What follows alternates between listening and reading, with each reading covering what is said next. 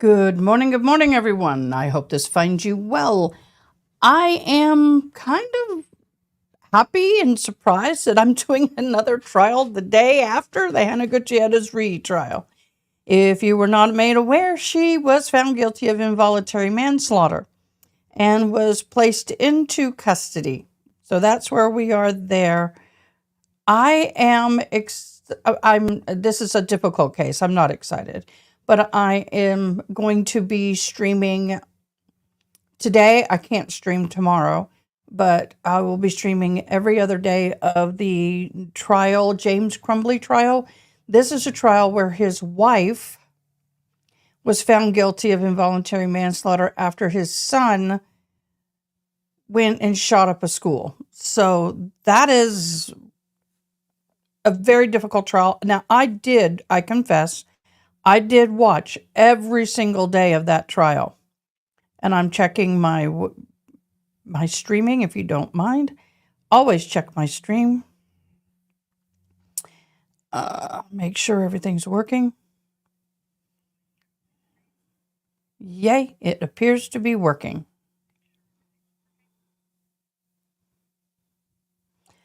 Okay, so what happened is that, well, let's do this. If you don't know anything about the trial, the long story short was the parents of this minor, James Crumbly and Jennifer Crumbly, bought guns, and the son was made, or we'll call him the shooter. I don't want to say his name. The shooter had availability and basically ended up going into his high school and killing students and harming other people. So what I think we'll do right now is I think what we're going to do, the case has already started. I'm a little bit behind. I had to go get my tires checked. Joyful. And so I wanted to spend a minute on the jurors. I want to know who our jurors are. And so, they're dirty. And so what I'd like to do is sit and just take a few minutes to read over the jurors, because we have an interesting lot of jurors. This case is so popular and it was streamed all over the U.S. The defense asked for a change of venue, did not get that. I don't think no matter where they went, it would have helped him. This case is too wide known. It has been for the last couple of years, I think since 21 in and out of the news. So they have picked jurors and we are going to look at that. So let's start. I'll go ahead and share my screen so you guys can see what I see. Maybe.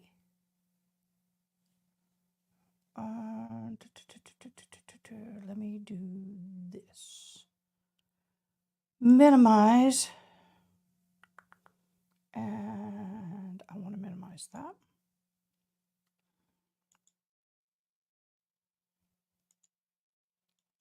Sorry about that, guys. I want to make sure I can get this up. I'm going to have to share presentation again. I apologize. Sometimes we get little glitches. It's okay. There we go. We did it. Yay! Once again, I am very new to this. I've got a lot of new programs, a lot of new equipment, and it's a job. So here we go. Oh, I forgot to let somebody know I'm on live. They want me to let them know. So I think they have selected 15 jurors, and in that we have,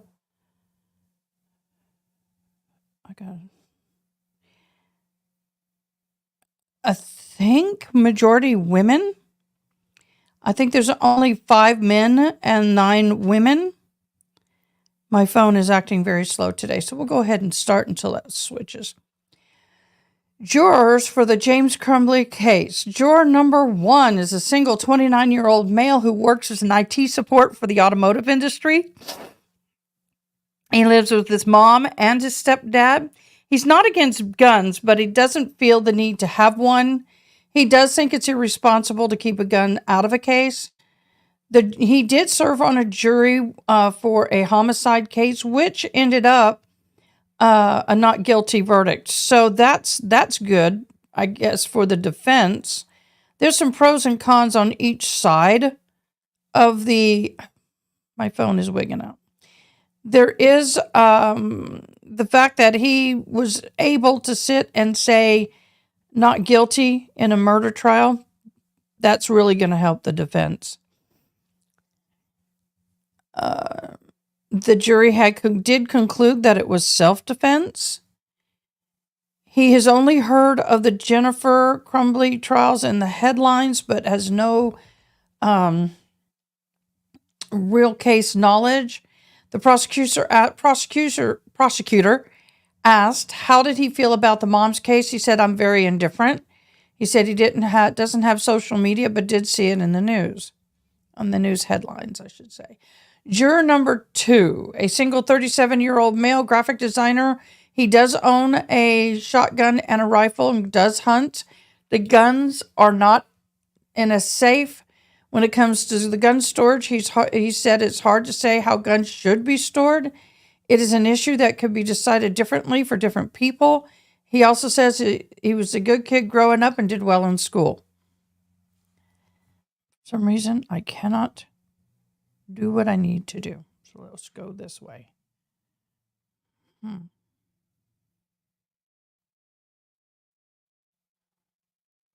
My phone is acting up. Oh, well, I'll have to do it later. Then juror number 3 is a 49-year-old male practitioner, a nurse practitioner, married with 2 daughters, 15 and 11. This does help the prosecution. His oldest daughter has depression. There were overt signs, a lot of crying. Finally, she did approach his wife. He does not own a gun, but does not have problem with people who do. It is a constitutional right. He said if he had guns, he said he would have them in a safe because his children are too nosy and would try to find them. But note that he does not think a safe is always needed. He scrolled through the headlines on his phone, but has not paid close attention to this case or the other previous cases with the Crumbly family. Regards to parental responsibility, he says you do all you can to keep tabs on your kids. Juror number 4, a licensed stay-at-home foster care mother who has 3 kids of her own, 17, 19, and 21. Her husband is a real estate agent and pastor. She does not own firearms and said that she has no feelings one way or the other. Juror number 5 is a woman who works 2 days a week in a dental office and married to a sales manager. She has 2 kids, ages 2 and 4. She has an aunt and uncle who have mental health issues, and she believes her husband's owned a gun before. Then we have a pregnant woman who has 2 young children. Her husband's a full-time social worker. She has no experience with guns. We have a retired widow, a mother of 3 children. Her husband was a welding engineer. She has guns in the house. She's a personal trainer and owns her own gym, but closed her business due to the care of her son, who got depression, started showing signs of depression and including self-harm. She saw a therapist, got medication, but decided to stop the medication, go through depression on his own. Her nephew is a Border Patrol officer. Juror number 8 is a 64-year-old married machinist, with 2 adult children. Says he served on a jury before in a federal mail fraud case, and the experience was stressful. The case ended up guilty verdict. He said he doesn't have guns in the house, but noted he grew up with them, has fired them, and has family members who owns guns. Juror number 9 is a married father of 2 school-age sons, is full-time data analysis, and has guns, a Beretta 9mm and a rifle, which are in a locked safe. He expects people to be responsible with guns and says they should keep it in a safe spot. Yeah. He thinks Sorry about that. He thinks there are other ways to keep guns safe other than the safe. He mentioned a trigger lock. If a neighbor had a gun stored in a place other than the safe, he said he would not necessarily think that it was unsafe. Every situation is different. When asked whether his parents brought him a car in high school, he said yes, and that he called it his car. It did, and so did his parents, but it was really theirs. He conceded, noting that they could take the keys away at any time they wanted. He's read a little bit about the Crumbly case online. Juror number 10 is a married former elementary school teacher, now part-time music teacher in a parochial school, K-10. Her husband is a mechanical engineer. They have no guns. She heard bits and pieces of the Crumbley's case on NPR and says nothing she's heard would prohibit her from being an unbiased juror. Juror number 11 is a married white female, 2 daughters in their 20s, lives in a home with several guns, owns a .38 special. Her husband has multiple guns. She said she's been at a shooting range a few times. That all the family also have guns and are locked in safe. Juror number 12 is a grandfather who works as a residential trash company, is married, has a daughter, 3 grandchildren. He grew up in Upper Pennsylvania, grew up around guns. You don't want to be a buckless youper, he said. He said it's not a gun's owner. He's not a gun's owner, adding he wouldn't mind owning a gun, but it's his wife who's not comfortable with it. Juror number 13 is a retired single female nurse with no children. Her nephew once lived with her and asked if he could get a gun. She's told him no. He didn't bring it up again. She does not own guns, but grew up around them, went skeet shooting years ago, is not opposed to others having them. Juror number 14 is a married woman, grown children, who worked for telecommunications, experience management company. She owns a shotgun, a rifle for hunting, but says they're antiques at this point. She has family in UP, and her family taught her how to use a gun. She worked outside the home while raising children. Her guns are locked with gun locks and stores them unloaded and does not keep ammunition.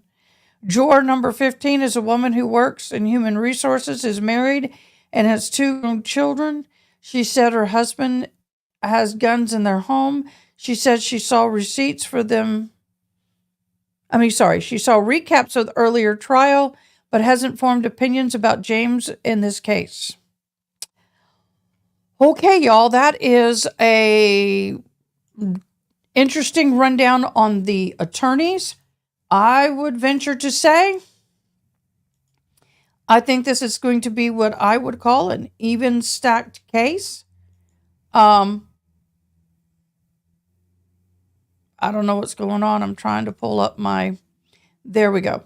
I would say this is a very even stacked case, and I would be interested to see how many of these people stay on the case. We have the 12 plus the alternate.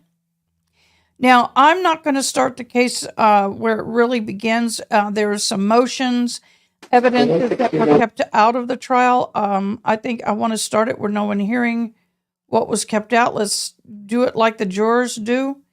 Let's see. I'm going to skip through to here. Okay. Let me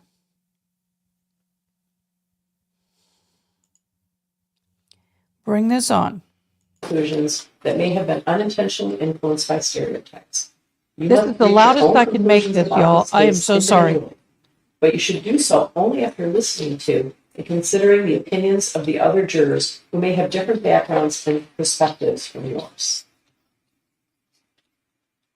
All right, so we're going to hear openings, questions.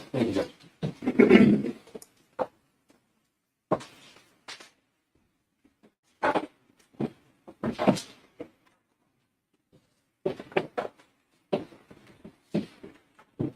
November the 30th, 2021, James Crumbly's 15-year-old son walked out of the boys' bathroom in Oxford High School holding a 9mm handgun.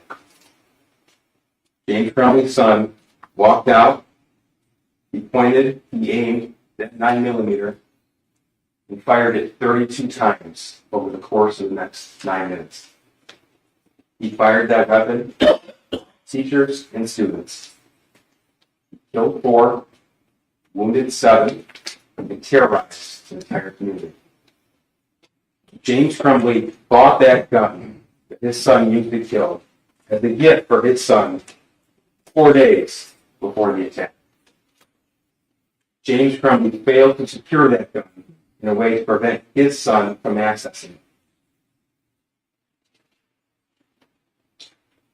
Donna was 14 years old. Madison Baldwin, she was 17. St. Muir, he was 16. Justin Schilling, 17 years old. These are the 4 students who never made it home. What happened inside that school was truly a nightmare come to life. But it didn't have to. That nightmare was preventable. There are 3 people in this world who are criminally responsible for the deaths of Hannah, Madison, Tate, and Justin. The shooter who committed murder, no doubt, he's responsible. But so are his parents. But not for murder. They're responsible for their gross negligence, for involuntary manslaughter. Because that nightmare was preventable and it was foreseeable. The shooter's case is done. The shooter's mother, Jennifer Crumbley, her case is done. You're here to decide the level of gross negligence of James Crumbley. And you will learn throughout this trial that he was the adult out of anyone in the world in the best position to prevent these kids' deaths. You're going to learn that those kids would still be alive today had James Crumbly seized any one of the tragically small and easy opportunities given to him to prevent his son from committing murder. Any one of them. These were opportunities that were literally given to him, yet he disregarded. During this trial, you're going to hear about events from the spring of 2021 through December of 2021. November of 21 is the critical time period, especially November the 30th. But that earlier evidence is going to give you some context into the family life in the Crumbly household. It's going to give you some context to learn that the shooting didn't just happen out of the blue. The shooter didn't snap. What happened was foreseeable, especially to his father. I'm going to talk to you about some of the evidence that you're going to see in this trial. And we'll start with this. This is a 6-hour 9mm handgun. This is a firearm purchased by James Crumbly as a gift for his son on November the 26th, 2021. This is a picture taken by the shooter, found on his phone, the day that gun was brought home. This is a Instagram post from the defendant's son. The next day, November the 27th, 2021. That's after his mom took their son to the shooting range to practice with that gun. Took my new SIG out to the range today. Definitely need to get used to new sights, LOL. This is a post from Jennifer Crumbley, the shooter's mother, the defendant's wife. That same day, November the 27th of 2021. Mom and son day testing out his new Christmas present. My first time shooting a 9mm. I hit the bullseye. You're going to learn that it wasn't just those 2 extra magazines for the handgun in the plastic case that came with it when James Crumbly made that purchase. You see, he was given the tools to make that firearm safe. He was provided a cable lock. It was provided by the manufacturer, by Sig Sauer. It went to the firearm dealer who sold it to James Crumbly. It was for that gun. This is what it looked like the day The gun was purchased November the 26th, 2021. This is what it looks like now. Still in its original packaging, still with both keys in the lock. It was never used. The decision that James Crumbly made to buy that gun as a gift for his son was made even though he knew that his son was in the midst of total and complete social isolation and had been in a downward spiral of distress that had been going on for some time. You'll see evidence that as early as spring of 2021, the shooter had expressed to his one and only friend that he had asked his father for help. He told him to suck it up. That was in April of 2021. You learn that instead of receiving help or intervention of any kind, James Crumbly instead began to take his son to the shooting range, even buying himself a .22 caliber Kel-Tec semi-automatic pistol, and his son a different gun, .22 caliber two-shot Derringer. That was June of 2021. They would go to the range together on a consistent basis over the next few months. We have evidence of a number of trips, and you'll see some of them.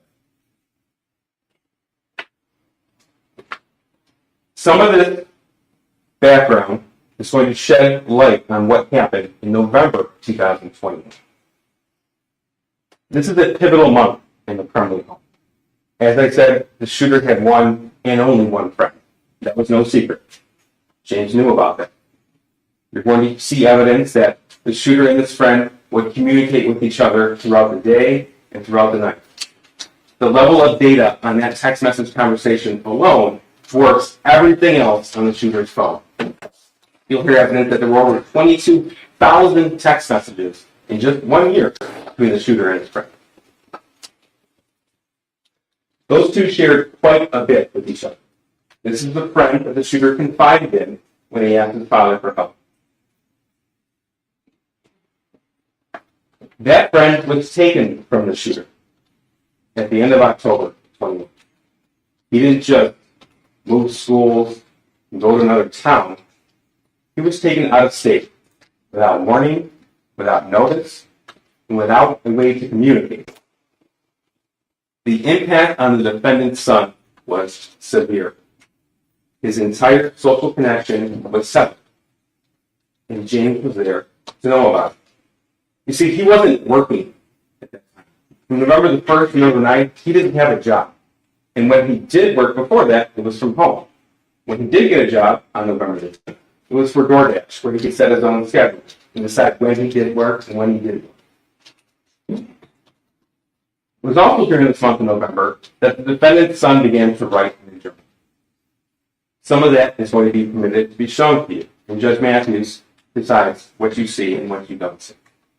The portion you'll see is that the defendant's son wrote about how he was begging his parents for help, how he was begging for a more powerful 9mm handgun to commit the school shooting, and how he was able to obtain access to the murder weapon. Again, this evidence is important for you as background to what happened on November the 30th, but it also gives you a glimpse into the level of knowledge possessed by James Crumbly when he made the decision to buy that 6-hour 9mm handgun for his son on November the 26th, and then, just as importantly, what he decided not to do the morning of the shooting. You see, James Crumbly was afforded what might have been the easiest, the most glaring opportunity to prevent the shooting, a full 3.5 hours on November 30th before the first shot was ever fired. Because he was shown this. This is the math worksheet. These are drawings and writings from the defendant's son, November 30th, 2021. One of his teachers saw him doing this, took a picture of that, and sent it to the shooter's counsel. The counselor came down and took the shooter out of class, brought him to his office to find out what was going on. You will learn it took that counselor all of 20 minutes to decide that immediate parental intervention was required. He made that decision even though he had but a fraction of the knowledge possessed by James Crumbly. You see, this drawing as well as an altered version created by the shooter, were both sent from that counselor to Jennifer Crumbley, who shared it immediately with James Crumbley before they arrived at the school. The severity of the situation wasn't lost on James and Jennifer Crumbley either. They expressed their concern about what they see here, the words "help me," blood everywhere, a picture drawing of a gun of a person with 2 bullet holes in blood. They expressed their concern about that drawing to themselves in Facebook messages. This is Jennifer Crumbley, she's in blue. Call now, all caps. Emergency. This is November the 30th, 2021 at 9:33 in the morning. Followed simply with emergency. Then she sends her husband James, the defendant, both the original drawing as well as the altered version of it that the shooter created. That's at 9:38 in the morning. James Crumbley's response, "My God, WCI." And then he says what he was actually doing that morning. "Vet not here. It's mathematics for Curious Works. Still waiting on the vet." You see, James and Jennifer Crumbley spent quite a bit of time away from the home, tending to their horses. That's what he was doing the morning of the shooting. Jennifer Crumbley, he said he was distraught about last night. James, we talked about it this morning. You talked to him? Jennifer, can you call? Then heading to his school, I'm very concerned. That was at 10:04 in the morning. Unfortunately for everyone, they kept that private concern to themselves. They didn't share it with the school council. Despite what they knew, despite what they thought, James Crumbley and his wife, neither one of them, mentioned anything about the gun being purchased for him 4 days before the shooting. James Crumbley didn't say a word about how that picture of the gun that his son drew looked identical, that you will see, of the 6-hour 9mm. They didn't say anything about the prior request for help. James Crumbley didn't mention anything about the severity, the real circumstances of the shooter's friend being taken from him. They didn't just fail to inform in that meeting, though. They also failed to act. It was recommended at that meeting that James and Jennifer Crumbley get help for their son then, immediately, that day. And they were provided with a list of resources with mental health providers that would fit any budget, any insurance plan, or even no insurance at all. But they didn't. James Crumbley didn't do anything. Jennifer Crumbley didn't do anything. Neither one of them called. They didn't take him home. The reason given to the counselors that they had to work. But James didn't mention that as a DoorDash driver, he set his own schedule. He didn't mention that he hadn't even signed in for the day for DoorDash yet. He was at the vet. Or that as a DoorDash driver, he was able to just put his son next to him in the car. It was one most glaringly missed opportunity. But instead of seizing that incredible opportunity that was before him, James Crumbley spent the next 2 hours driving around town making deliveries, never once bothering to stop by his house, which was just a mile away, to check on the whereabouts of the gun that his son drew. Even when he drove by the house to do so, never once. The gun that he knew was kept unsecured. That is until after the Oxford School District sent out an email blast to all district parents of an active shooter situation. You'll learn that that email reached James Crumbley about 1:10 p.m. And by pure happenstance, James Crumbley was at the exact location that parents of Oxford high school students were told to go in case of emergencies. Their reunification point is the Meyer and Ray Road next to the high school, directly adjacent to it. By pure coincidence, he happened to be at the exact location where hundreds of people were scrambling to get to. But he didn't stay. That's when he went home. That's when he went home to look for the gun. And that's because he knew. You will hear that there was one and only one person who called the police that day to identify their kid as a suspected shooter. It was James Crumbley. This nightmare, these murders, were preventable by him, foreseeable by him. During this trial, you're going to hear from between 15 and 20 witnesses. I do need to tell you that you won't hear from the shooter. Neither side is entitled to call him to the stand. You won't hear from Jennifer Crumbley. Again, neither side is entitled to call her to the stand. But you will hear a lot about what happened in the days, the weeks, the months before the shooting, specifically November the 26th and November the 30th. Again, those were critical days. What happened from the 30th, from the time of the meeting to the time that first shot was fired. You're going to learn that throughout the investigation, investigators obtained information from social media accounts, from cell phone forensic analysis. They obtained banking records. They obtained GPS pings. So you're going to be able to put together a bit of a digital footprint of the Crumbly life. And you're also going to learn what James and Jennifer Crumbly did after the shooting. Evidence will be presented to you to show that the defendant and his wife withdrew as much cash as they could, and they tried to liquidate their assets. They were found hiding from the police in the city of Detroit in an art studio on December 4th, 2021. That's after they were charged with these crimes. Which you will never hear. And I want to make sure this is clear. You will never hear any allegation that James Crumbly knew what his son was going to do on November the 5th. That he bought the gun knowing what his son was going to do. If he bought a gun knowing his son was going to commit mass murder, then he'd be charged with murder. There is no claim that James Crumbly gave his son that firearm hoping he would murder 4 students. So then the question becomes, how is it that a father can be held responsible for the intentional acts of a teenage son? And the answer to that question is twofold, 2 reasons. First, it's important to remember that James Crumbly is not charged with murder. He's charged with involuntary manslaughter. Murder, or aiding and abetting murder, is an intentional crime. Involuntary manslaughter is rooted in negligence. It is by definition causation in an unintentional killing. Second, it's because it takes a rare and specific set of circumstances to rise to the level of involuntary manslaughter when there are multiple causes of death. A rare set of circumstances. Those rare circumstances you will find present in this case. It takes gross negligence. It takes causation of death. And it takes that other person's acts to be reasonably foreseeable. Those are the 3 elements that must be proved. And that's what Judge Matthews is going to tell you.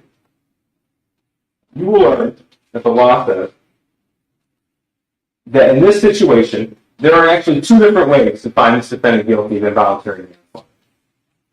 You are able to pick either, because the law allows you to do so.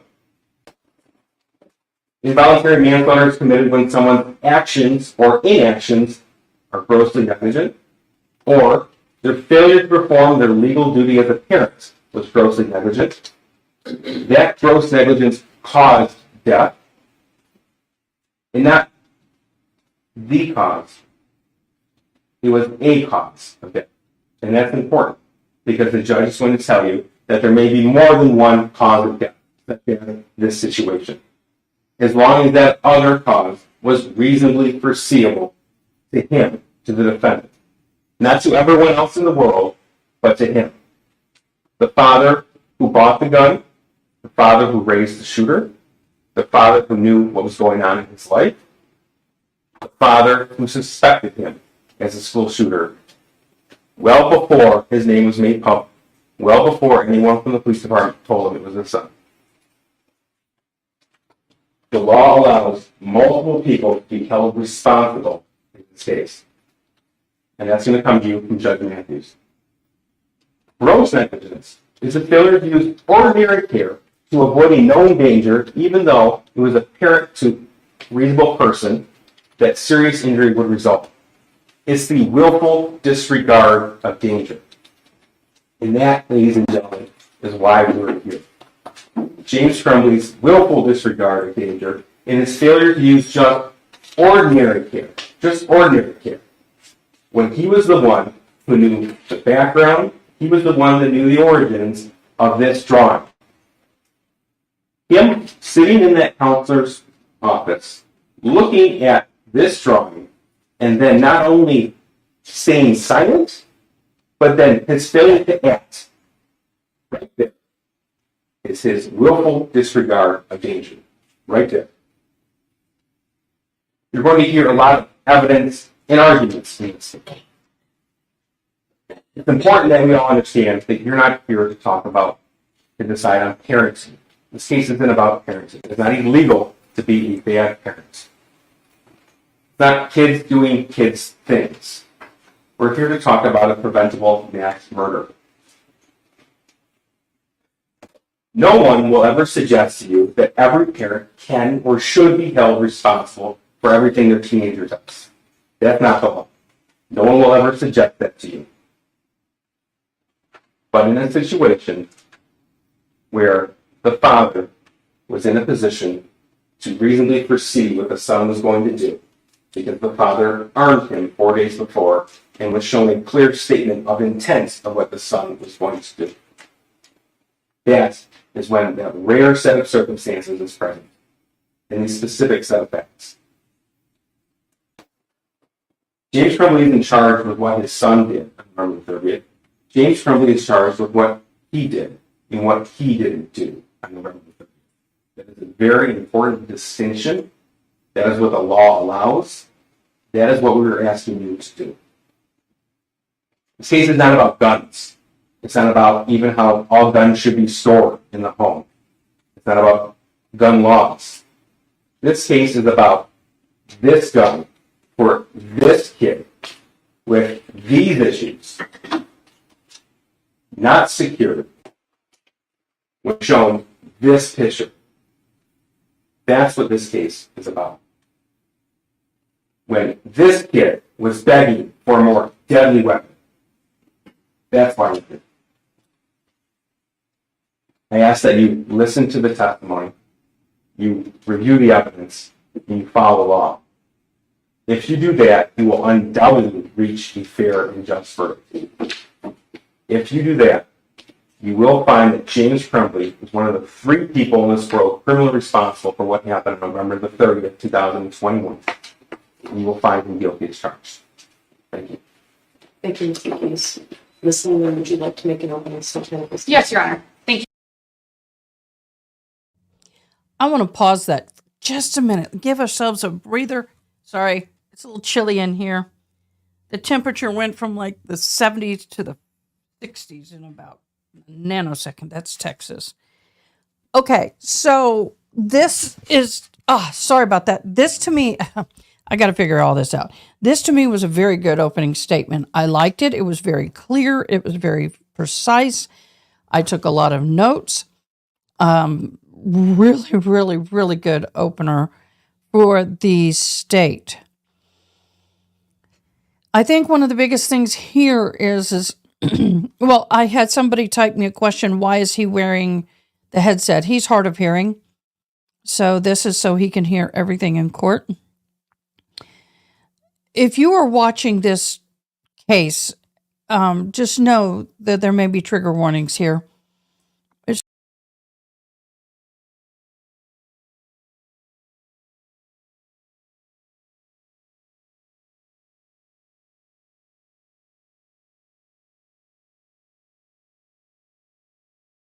Sorry about that.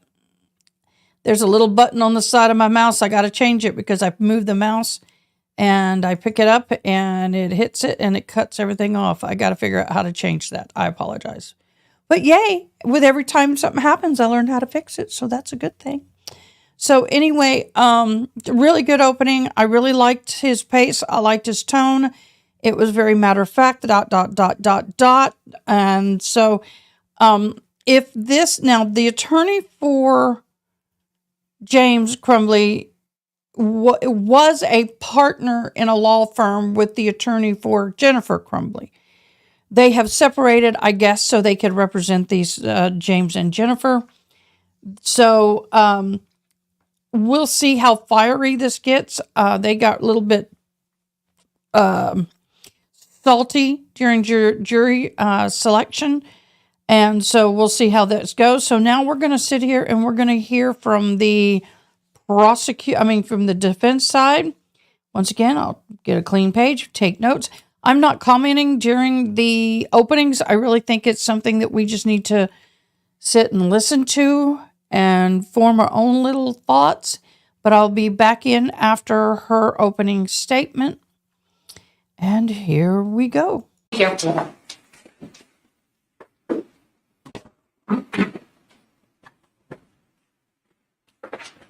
The events of November 30th of 2021 undeniably changed people's lives in ways that most people could never imagine.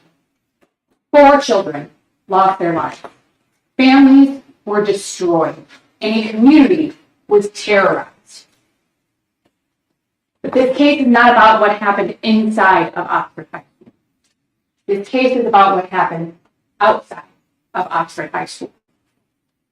The prosecution alleges that James Crumbly was aware that his son was a danger to others, and that he failed to protect other people from his son. The prosecution alleges that James Crumbly had knowledge that his son could and would hurt other people, and that he failed to protect those people, that he failed to take steps to protect others. And ladies and gentlemen, that simply is not true. You will hear evidence in this case of what occurred inside of Oxford High School. You will hear the prosecution's version of what they claim James Crumbly may have known. You will hear that a gun was purchased on November 26th of 2021 by James Crumbly. You will hear what kind of a gun it was. It was a handgun. You will hear how it was stored. You may hear where it was stored. You will hear whether or not Mr. Crumbly's son knew where that firearm was. Pay attention also to what you don't hear. Pay attention to that you won't hear that James Crumbly knew that his son knew where that firearm was. Ladies and gentlemen, James Crumbly was not aware that his son had access to that firearm. You will hear testimony that access is not allowed in James Crumbly's mind. Ladies and gentlemen, you will not hear that James Crumbly knew what his son was going to do. You will not hear that James Crumbly even suspected that his son was a danger. That math homework that the prosecution is putting up on the screen, you're going to hear about that. You're going to hear about what other people thought about that. People at the school, including James Crumbly.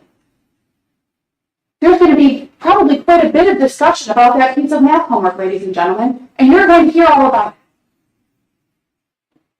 Ladies and gentlemen, James Crumbly did not know what his son was going to do.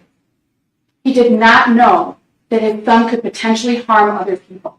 He did not know what his son was planning. He did not purchase that gun with the knowledge that his son may use it against other people. You will not hear that he did that. The prosecution told you that. The prosecution just told you you're not going to hear that. You're not going to hear that James Crumbly purchased that gun with the knowledge that his son was going to go harm other people. But what the prosecution wants you to believe, the part that's not true, is that James Crumbly knew what his son was going to do and knew that he had a duty to protect other people from his son. Ladies and gentlemen, that's not true. He didn't know. You're going to hear about James Crumbly's relationship with his son. There may be other witnesses who testify about how James interacted with his son, including on the day when that math homework was shown. You're going to hear from other people. They're going to tell you, in their own words, what they observed about James Crumbly and his son, about what they observed about his son, about any concerns they may have had. Other people, not just James Crumbly, but other people with additional education, additional training to evaluate situations like this and evaluate individuals. You're going to hear from those people probably. And they're going to tell you in their own words what they thought about the math homework, about Mr. Crumbly's son, about Mr. Crumbley's interactions with his son. Yes, James Crumbley was a DoorDash driver. We all know that. It's been said multiple times. Ladies and gentlemen, being a DoorDash driver doesn't mean that your job is any less important to you or other people than any other job. It doesn't mean that you don't feel that you have a duty to go to work. And ladies and gentlemen, when you're not aware of an immediate, imminent danger, why would you do anything different than what you normally do? You wouldn't, because you don't have any reason to think you need to. So ladies and gentlemen, you're going to hear the evidence. You've heard a lot of questions in the last couple of days from both the prosecution and myself. You probably have an idea where each side lands on these issues. But you're going to hear the evidence. You're going to hear from people other than us. And you're going to be able to hear in their words what they thought about those days from November 26th to November 30th of 2021. And their feelings, what they observed, any concerns that they may or may not have had. The prosecution has asked you repeatedly to follow the law. I'm going to ask you to do the same thing. Please do follow the law. And I'm confident, we are confident, that if you do that, if you follow the law, that you will find James Crumbly not guilty. Thank you. Thank you, Ms. Stevens. That was a very short opening. I'm okay. These were quite short openings. I would have anticipated a little bit more, but all right. So I've got to do a little swoop-de-doop. It's fast, just so I can time mark where we are. Let's go on. So from here on out, I'll be commentating. We got a little break. I'm going to give you a little break, so you might have to do a little bit of setup and then you're here first. It's okay. So for about 10 minutes. All right, for the jury. So we're going to have a 10-minute break. I'm going to kind of come ahead.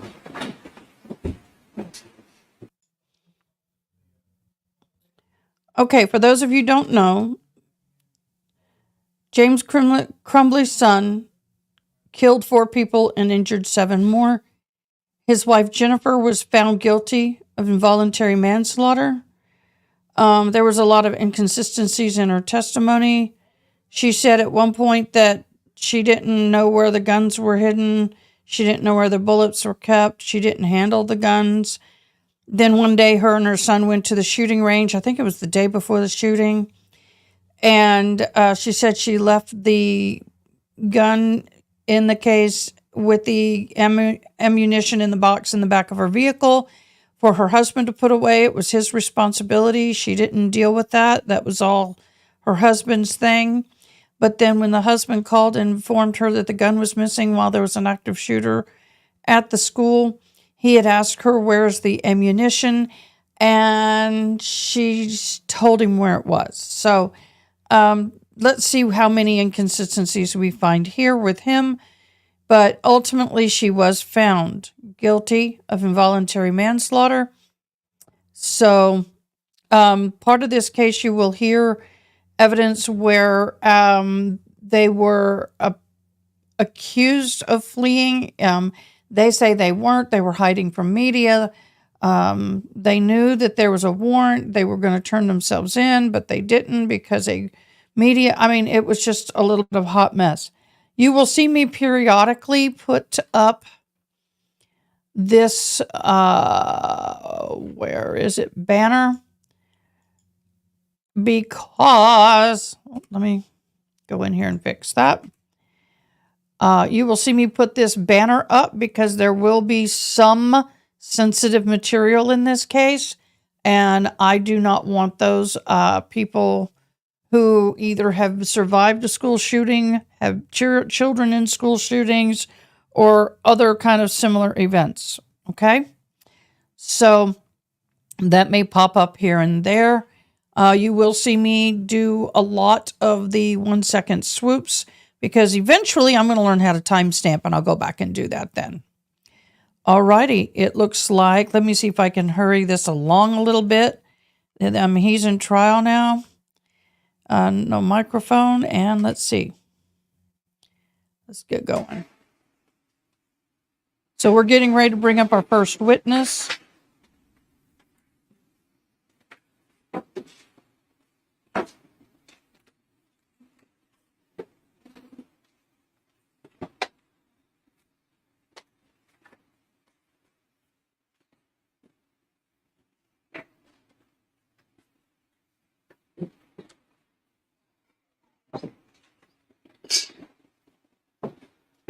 Let's see if I can push this a little more. And Molly, I know Okay, let's back that up. You swear or affirm the A testimony. lot of times the court clerk does the swearing in. With this judge, she does it herself. I believe this is the teacher that got shot.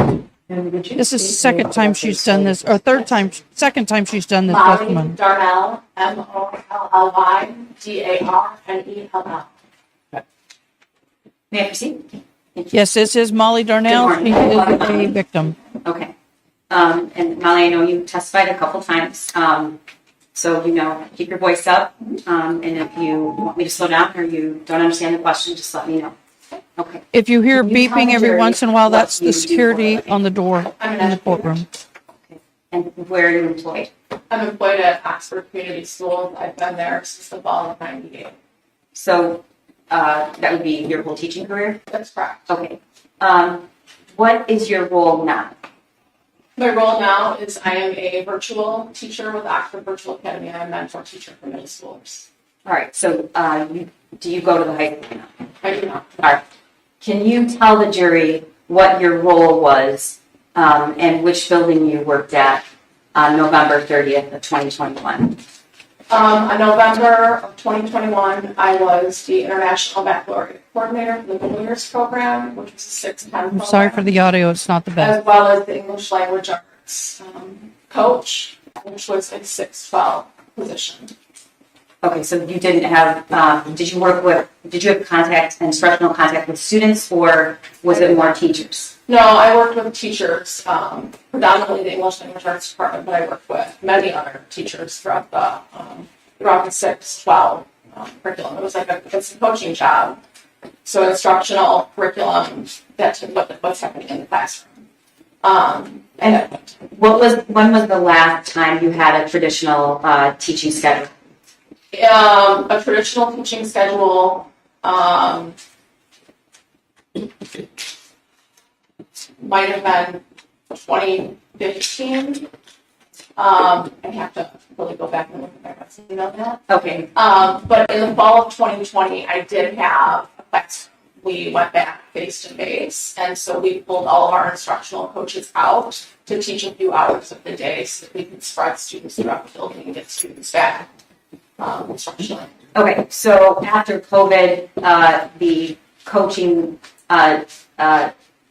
faculty started to take more teaching assignments so that you could spread kids out. Do I have it right? Correct. Okay. On November of 2021, were there kids in the school that you knew, and if so, how did you have contact with them? There were kids that I knew from the class that I had had the previous year. There might have been, having been in the district for a long time, there were a lot of teachers who had children that were in that building. So I know a lot of them too. Okay.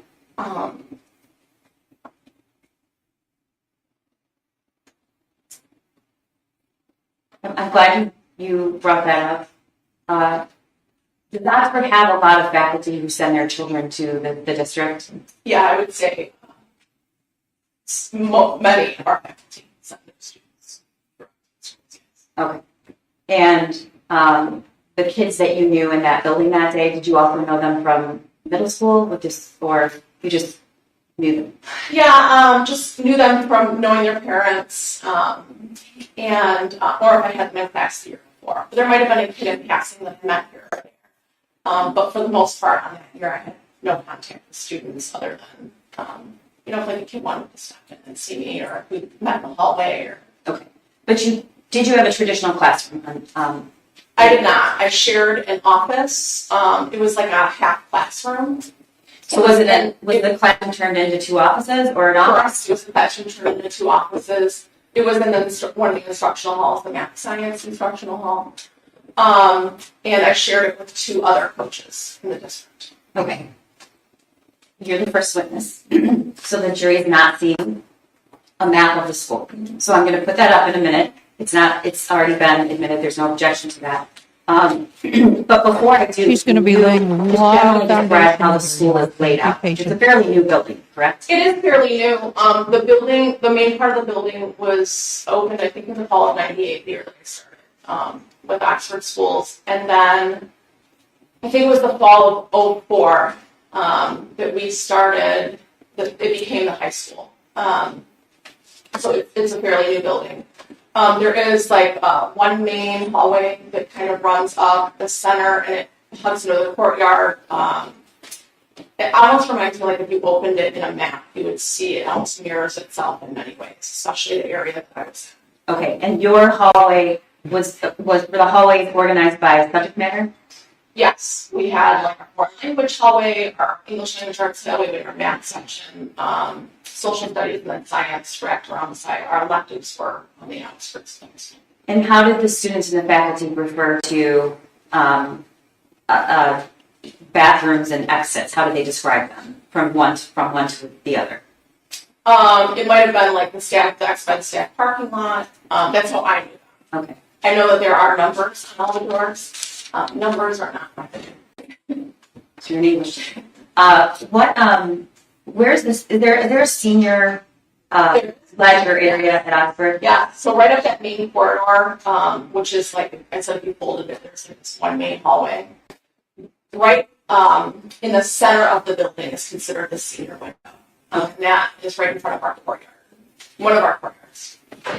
And the hallways, so subject matter, did you typically find upperclassmen, lowerclassmen, or it was all mixed in all throughout the building? Well, many of the seniors didn't hang out in that area, or kids throughout the building. There was no area specific for like freshmen. Okay. All right. I'm going to show you now and the jury what's been admitted and marked as People's Exhibit 9. Yes, it usually takes 6 minutes. That goes on last. It'll take a second. Yeah. Can you tell the jury what we're looking at? This is a map of the high school. And so you see where it says media center in the middle and then court right below it. When we were talking about that senior window. Right here? Correct. So that senior window is just south of court. Like that's the senior window. That window that is on the south end of court. No, go back. Yeah, right on like the south end of court. Sorry, south. Okay. Am I saying, maybe I'm directionally challenged? I think you're I'm sorry. Everyone I knows want to go north. Okay, so what was the number for your class? My number is 222. Okay, and we'll right there? Correct. Okay. And then what's in the middle area right there to Actually, sorry, I'm not 222. I'm 224. okay. I was right next door to 222. Do you see 224? You can't see the number, but you can see between 226 and 222. 222. Yeah, there's a bunch of names written in that. That was all the coaches. All right. And to the left of that, what is that area? The other room on the other side. That yeah, done. What is this area? What's in there? That area on the lower end is the science labs. On the upper end, I can see a bathroom to the right, a student bathroom. Mm-hmm.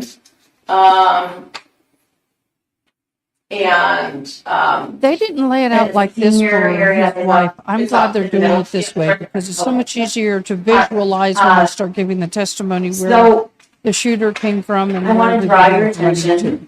attention to around 12:50 on November 30th, 2021. You remember that day? Okay. did you have any kind of teaching assignment on it? I did not have a teaching assignment that day. It was a Tuesday after Thanksgiving. Okay.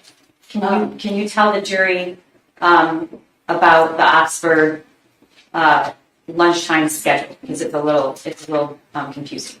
We run a 7-period rotating schedule, which means that kids meet for 6 class periods a day. The lunches have a split hour, so they have an A, B, and a C lunch.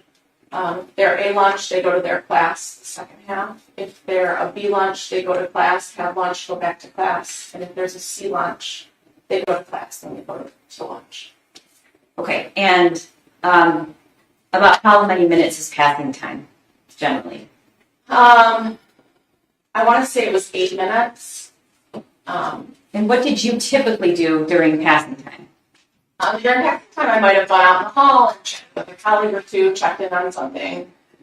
That is also a time it's like the time that teachers need to get things done.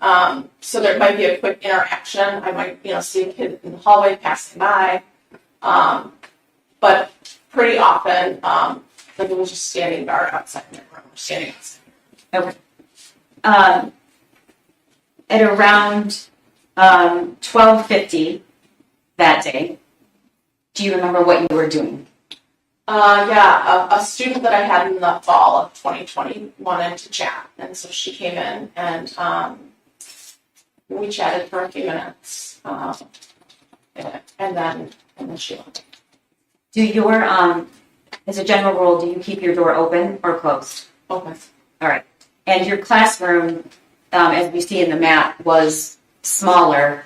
What was the layout of the classroom? Were there traditional student desks in there, or can you explain to the jury what the classroom was like? If you walked in straight ahead, you would have seen my desk. To the left of that, you would have seen one of my colleagues' desks, and then just on the wall closest to the hallway, there was another coach's desk.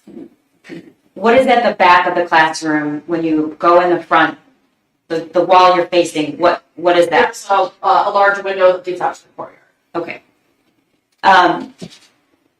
Once the student left, what did you do? There was a few minutes left during passing, and so I walked around my desk and opened up my laptop. All right, and we're going to check some emails. Okay, and are you facing the door or? I'm facing the door. Okay. All right, and what happened next? I'm sitting on my laptop, reading through an email. The door's open, and I notice a group of kids running by. It was a movement that I had never really seen before. They were moving, like there was a hyperness to the voices. And it was almost like they were pushing forward, like trying to move as fast as possible. And that seemed unusual to you? That was very unusual to me, yes. Okay, why was it unusual? I have never seen a group of students move like that. Because of their speed or the way that they're... I think it was all of it. Okay, guys, if you have children watching this or anybody who has trigger warning or trigger issues, this is going to get emotional. This is going to get very descriptive. Viewer discretion is advised. That's why I have the trigger warning up. But we're going to start getting into some very uncomfortable details. There was a speed to it, the tone of voice. There wasn't any my first instinct was that it was a fight, but a fight, because it was the only thing that, was the closest to what students would be moving quickly or swiftly to, especially in that large group of kids.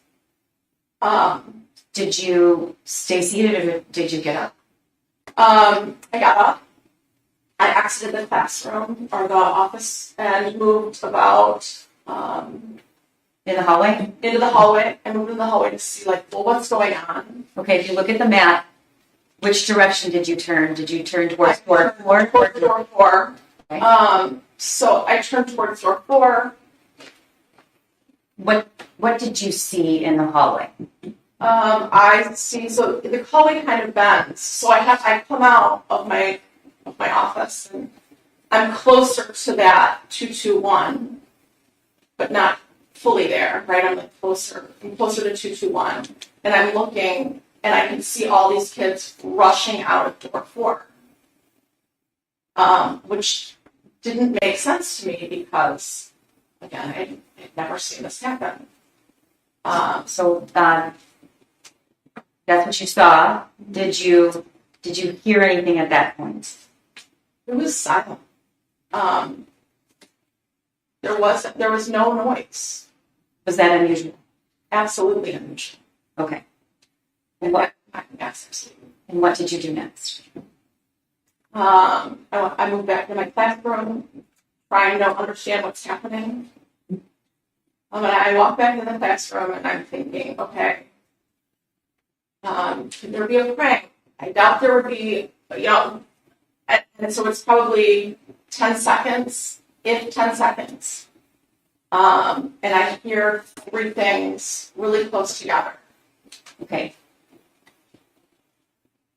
What did those 3 things sound like? One was an announcement, the bells chiming in, an announcement of our principal coming over the PA and saying, we're moving into lockdown, this is not a drill.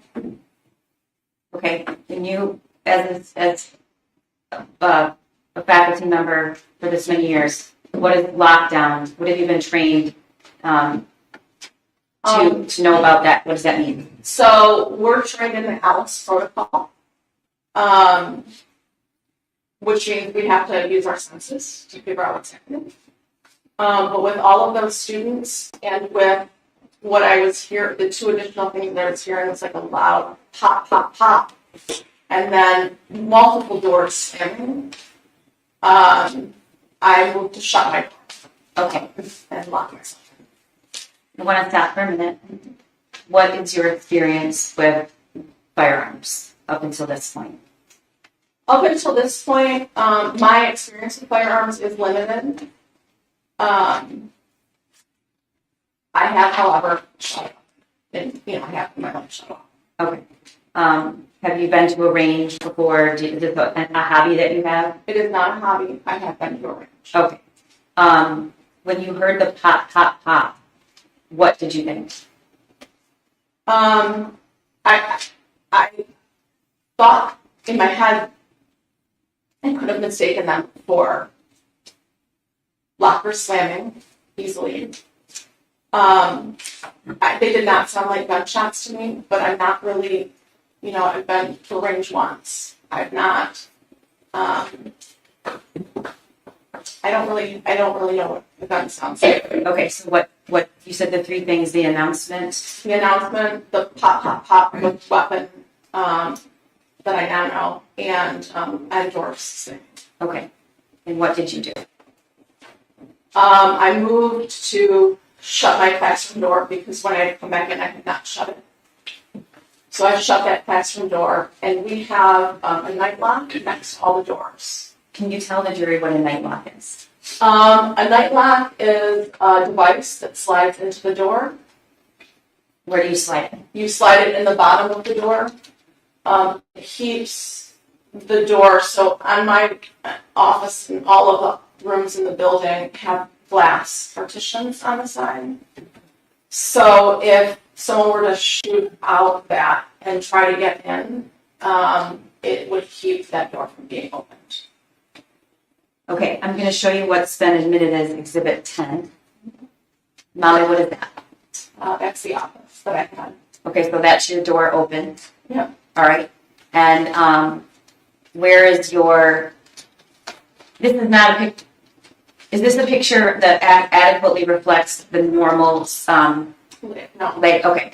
This was, We're going to get to why that's like that, but where is the desk that you were sitting at? straight ahead, there's that tall lamp, my desk is.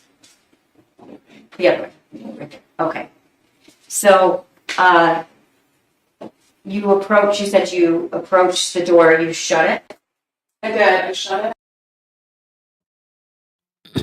I'm going to stop right here for a second. You're going to be hearing in a minute about bullets. These pink things protruding here and up here are where bullets went through the door. One of them did hit her. Just a warning. And then where was the night lock? It is in this photograph. You can see that bag that's mounted to the wall. That's a blood bag that we keep in all the classrooms. And then, or like a medical bag or whatever. And then just in front of that, you can't even see it. It's so close to the door. Okay. Was the night lock. Okay. And I think I might have interrupted you. What is significant about the night lock and why is it used in a lock? It's a measure, it's an additional measure of barricading yourself into the room. Can you open the door if the night lock is installed? You cannot, What about if you had a key to the door? it wouldn't matter, you cannot open. It's like, it keeps that door from being opened. You would have to remove that metal frame in order to get that door off. Okay, and how do you, so the person from the inside has to disengage the night lock, do I have it right? Yes. Okay, so, you close the door and you get the night lock, and then what happens? Did you see anything in the hallway as you approached your door? No, I didn't. I shut the door.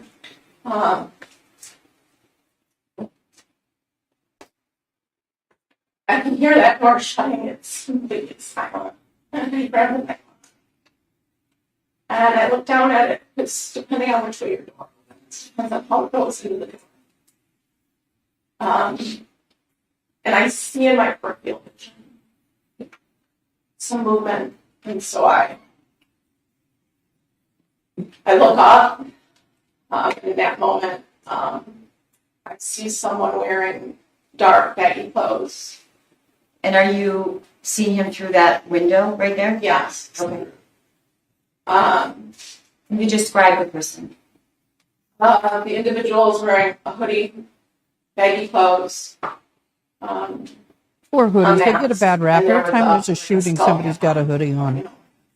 So were parts of this individual's face visible? I did not see any, only his eyes, and he was wearing glasses. Okay. Had you ever seen this person before? No. All right. And when you looked through the door, where was this person? How was he faced? Was he facing you? Was he to the side? At the moment that I locked eyes with him, we were standing square to one another. Okay. Tell the jury about locking eyes with him and what you saw. So I lock eyes with this person, and I see some movement coming from this offhand side of him, and I realize that he's raising a gun to me. I remember thinking in my head, there's no orange tip on that gun. What does that mean? I had heard somewhere in my past that BB guns have an orange tip. And my body reacted, and I jumped. You're motioning that you jumped to the I right. jumped to the right, so I'm jumping this way in the room. And at this point, the door's closed. The door is closed, yes. Is there a window on the other side of this door, or just what we see? Just what you see. All right. You jump to the right, and then I'm turning and I'm jumping to the right, and then I feel my shoulder move back. It feels like I've been stung by hot water. Okay, you're pointing to something where On my arm. on your left arm. Yes. Okay. At this point, did you manage to get the night lock in already? No, the night lock's in my hand. So he could have just opened the door. The door was locked. Okay. Like the lock was on it, right? I look behind me and I see you can see the bullet hole in the glass leading out to the courtyard. And in my head, I remember thinking, a BB gun can't do that. Oh, the instinct in my body was that I had to barricade this door. But I'm afraid to go back to the door. Okay, I'm sorry, Maya, I have to stop you for a second. When you, after you locked eyes and you see a gun, do you hear anything? Nothing.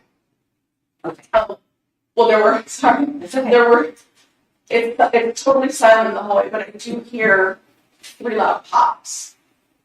They were, you could feel the force that coming like the way the door hit. It was very forceful, but the sound did not match the force. What do you mean by that? It was like higher pitch than the power of what was happening through it. When you jumped to the side, you said then you looked and saw the bullet hole, and then what did you do next? There was a filing cabinet around the side of the door against the wall, and so it's like a longer one. And so I grab it and I'm trying to move it, and I'm realizing I can't move it. But I know I have to get back there. Okay. You were shot that day. That works. Okay. And can you tell the jury and show the jury where you were shot? Yeah. I'm gonna remove this a little bit.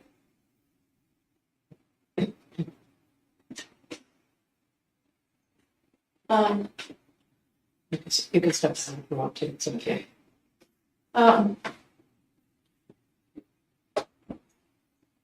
So you can see it's kind of like on the back side of the arm. It's not straightforward. Like you can't see the scar on this. It's straightforward.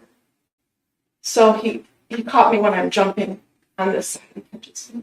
And there's You have an entrance and an exit wound, and the line in the middle is where the bullet cataracts my flesh.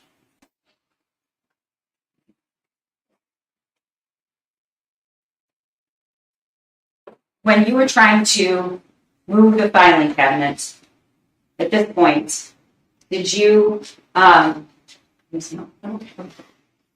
did you know you were shot? I did not know. Okay. Were you feeling anything physically? No. I there was nothing physical. I was so focused on I have to barricade this door. And when I realized I couldn't move that filing cabinet, I still had the nightlock in my hand. And so I got down on my hands and knees and I crawled the length of the door and I dropped the nightlock in. And it made that like ting sound when it hit the ground. And then I put. Talk to me about why do you say that it made a sound? Was that significant to you? The only thing that I have to go on right now is what's happening in my space and what are my senses telling me. It just sticks. Was there anything, could you see, smell, or hear anything else outside of your door? There was a smell of a cat, like what cat that might have smelled like. But I'm not going back towards the window, right? I'm just dropping that in. And then I grab a rolling cart, which is also against the back wall, and I push it, and that's what you see in front of the door. So that piece of furniture is the rolling cart. Yes. Okay, and you could move that? Yeah, it was really easy to move. It was just a push. Okay. At this point, did you know you were shot? No. Okay, what happens next? I'm concerned that he's gonna come back around to those windows. So I know that I need to hide in that room. When you say those windows, the front ones or the back The ones? back ones. Okay. In the back. So I'm trying to, I barricaded the door. I'm trying to make myself invisible in that space. So I go back to that large filing cabinet and move it just enough so that I can crawl behind it. And we can't see that here because it's to the left. So would you be able to see, would somebody looking in the window next to the door be able to see you? No, the cabinet was quite large and it was wide. They would not have been able to see me. Okay. At this point, did you realize you had been shot? I knew I could start to feel blood rolling down my arm. And I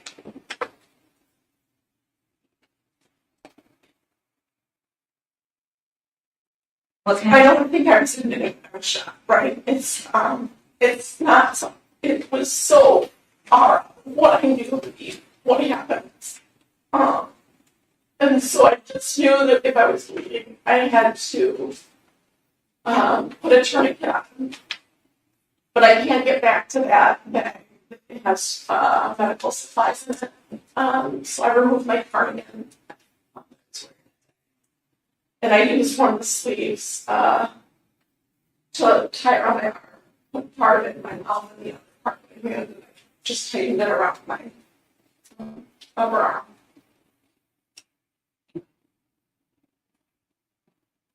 Were you feeling any pain at it? No. Okay. The person that you saw raise the gun and shoot at you, did you, looking back then now, what was your impression of his use of the firearm, if anything? Your Honor, I'm going to object to that question. She's already testified she's not very familiar with firearms. I think that she would be speculating about his use of this one. Okay, like I've said in other cases, objection, speculation, nothing else is said. Otherwise, it's an arguing. They're arguing the objection. It's called a speaking objection. This judge will allow a lot of that. She has in the other case where it was his wife. This teacher's courageous. They're not including some things in her testimony that I heard in the other case, so I'm not going to say now because I don't want those of you watching this for the first time, and I want you to have the same thing the jury gets. But what you just heard was a speaking objection. It's really not proper. Objection, leading, objection, answered, asked and answered, that kind of stuff. So this could get a little salty. I do want to acknowledge she's testified twice before, so I do know. I'm trying to. This is difficult. Even though it's her third time, it's very hard for her. And so I'm trying to get her to answer my questions. We'll describe what you noticed about him. His feet were about hip distance apart. His shoulders were square. And he raised that gun right up. It was probably a second from the moment that I locked eyes with him. Okay, just for the record, you're raising your arm at shoulder level. Was it two arms or one? I don't know. I just remember seeing the one arm and my body instinctually moved. Okay. So after you tied the tourniquets, what did you do? Were you hearing any announcements? Did you have a phone with you? Did you have a way of communicating with anyone? I had my cell phone. The thing that I know to do is to hear and listen. So I'm trying to figure out what to do next. I know that if we're in lockdown, 911 is called. There's a phone on the desk, but if I reach for it, he's there, he'll see me. And then I'm worried about what's happening in the front office. So I don't want to call up there. And I text my husband, I love you, active shooter. Within a few... Did you let anyone know that you had been shot? No. And at that point, within a few minutes, I received a text message from my daughter, who went to school in the neighboring district. Through social media, she had heard that there was an active shooter at Oxford High School. She said, "Mom, are you okay?" And I said, "I'm sheltered in place. I'm safe. And I love you."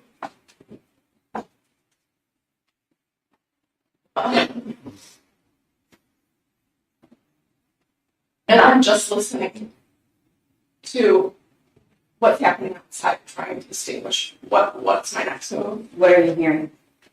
Absolute silence. I'm hearing nothing. Were there any announcements? There was another announcement that came out at one point, and it was to remain in lockdown.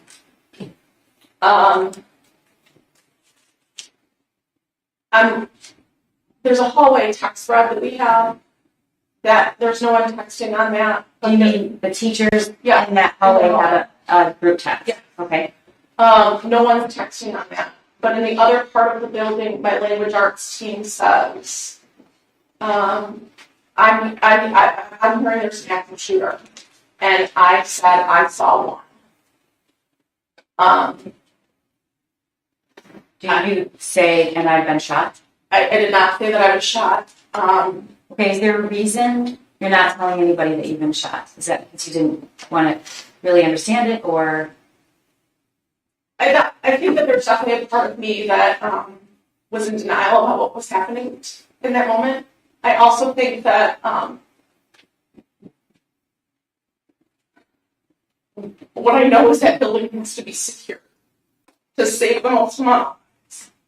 And telling anyone that I'm shot when I'm not, when I do not need help, is not beneficial. So you didn't want anyone to help you? It's not. I did not need emergency medical attention. Or at least that's what I thought. Okay. How long do you think you were in that classroom behind that cabinet? I've been there about, I would say, 20 minutes. And I'm sitting on my bum.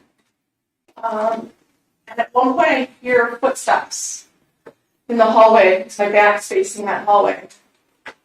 And I think they're starting to evacuate those rooms. That was the decision, that was the moment I decided to text the teacher next door to me. She's in room 222. And I just said, no one knows right now, but I've been, I think I used the word hit. I've been hit in the arm. And then I did say, I hope there's no one else. She then alerted. I believe she called 911, and there was another teacher in there with her, and he alerted the front office. So at some point, did somebody come to try to help you? It was pretty quickly after I sent a text message to them that Kurt News, who was our assistant principal at the time, that he shows up at my door knocking. Molly already in there, and from behind that filing cabinet, I said, yes. Kurt was, I've known Kurt since I started in Oxford. But I didn't trust that it was Kurt in that moment. So you didn't want to open the door? I did not want to. It felt safer to stay. And then a few seconds after, there's police officers at the door. And they're like, are you injured? And I said, yes. And so they asked me to, I think I said, do you want me to, I kind of crawled out from behind. And I was like, do you want me to take the night lock out? And they said, yes. Do you want me to open the door? And they said, yes. And I'm still on my hand. I reach up with it. oh, that door swings open. Come under my arms. And they pull me up out of the classroom. And I can see her standing on the lockers, like, against the lockers. Okay.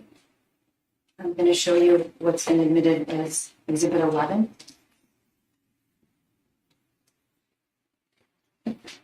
What is that, Ronnie? That's them at my door. And then them walking me out. My door. You can see that there were multiple police that were around that door when they pulled me out. And then the two escort me out door 4.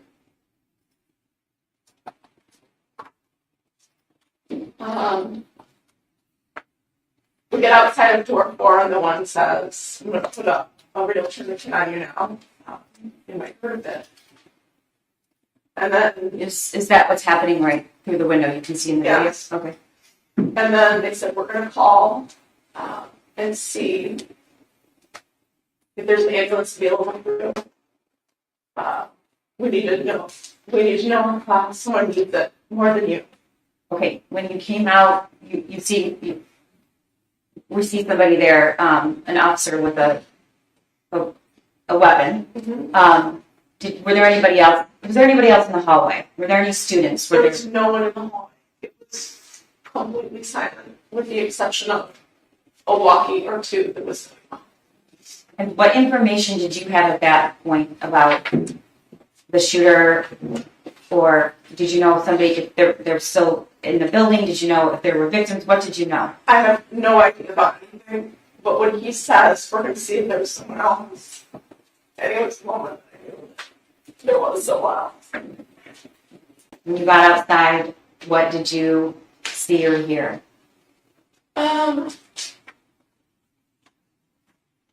There's a helicopter flag above. There's a couple of snowbanks. Did you see any students? There were a smattering of people throughout the parking lot. I honestly couldn't tell you if they were students or parents. Okay. Eventually, did you get into an ambulance? I did. And where were you taken? I was taking a look here. Also, the hospital here. Okay. And what happened when you got there? We get to look here, and I asked to walk in. I felt like if I could walk, I wanted to walk. And so, That's one they supported strong me woman, y'all. to walk me into the hospital. And as I'm walking in the hallways, the doctors and nurses, like they were prepared for a disaster. Okay. Mind you, 4 people were killed. What did you learn about your 7 injury injured. that day? It was through and through. It was clean. They ended up doing a chest X-ray on me in the hospital to make sure that no debris from the bullet came in. And that was probably the first moment that I cried because I made a mistake in the classroom. And then I actually put my life in danger. I didn't know if I was hit somewhere else. What do you mean you thought you made a mistake? I didn't know if I was hit somewhere else. I couldn't understand why they were doing a chest X-ray on me. Okay. Were you released that day? I was. My husband came out to the hospital and come get me. We went home at night. So the bullet went through and through, so it didn't hit any At vital some organs, point- thank God. Were you informed or shown where those shots landed? Yeah. He was aiming to kill me. Those shots were intended. Okay. I want to back up. When did you learn where those shots landed, other than you knew a picture? My husband was my nurse at home, taking care of cleaning my wound. And at some point when, I'm holding about it, that's a heart level. If you think, Okay. How many inches is it from your card, Molly? I would say about 6. Okay. At some point, were you shown the picture of your door that depicted, okay, Yeah. do you remember when that was? Yeah, I saw that photo in your office. This gets real When sobering, you y'all. Came in months ago to talk about the testimony. All right, Molly, I'm showing you what's been in Exhibit 12. Is that the classroom, your classroom door? It is. Okay, and the pink rods, do you know what those indicate? And the bullets came to the door. Okay, and when you saw that in my office, what did you say? He was able to kill me. But that's a shot to the head and 2 to the chest. District sent out an Oops, email sorry, guys. blast to all district parents of an active shooter situation. You'll learn that email exchange. Let me And get that back is- to where we were. I apologize. I wanted to say something that was important. I want to pause here and I want you to see this. This is where her head was and her chest. She had turned and the bullet went through her arm and through the door. That is how she was not shot once in the head and twice in the chest. This X here on the door means that the victim is no longer in there. This is so the police know that this room has been checked and the person has been removed, or at least that's what we do when I used to do I used to be in the Red Cross. I used to also be in the community emergency CERT team, community emergency response team. And I was taught how to go in and look for victims. And when you came out, you put an X on the door so they know that it's been searched. Sometimes there'll be information, code numbers and things in each section of the X. Obviously, they didn't do that, but they did exit, so they made sure to mark that no one else was in the room at that time that's a victim. But look at this grouping, chest, head. She was a lucky soul. And the pink rods, do you know what those indicate? And the bullets came to the door. Okay, and when you saw that in my office, what did you say? He was able to kill me. But that's a shot to the head and 2 to the chest.